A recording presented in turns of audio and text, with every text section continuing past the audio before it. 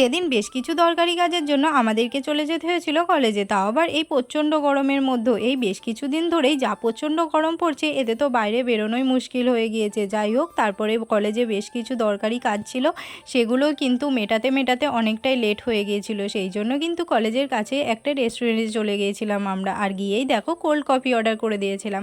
আর বলতে না বলতে কিন্তু এখানে আমাদের অর্ডারটা চলেও এসেছে। ওই যে প্রথমেই তোমাদেরকে বললাম যা প্রচণ্ড গরম পড়েছে, সেই জন্য কিন্তু গিয়ে আর একটুও লেট না করে আমরা কোল্ড কফি অর্ডার করে দিয়েছিলাম। আর আমরা সত্যি বলতে একসঙ্গে কোথাও গেলে এরকমই মজা করি। দেখতেই পাচ্ছ এখানে খাচ্ছিলাম, আর খেতে খেতে হঠাৎই বান্ধবীর গ্লাসে থাকার পরেও কিন্তু ও আমার গ্লাস থেকে কেড়ে খেতে যাচ্ছিল।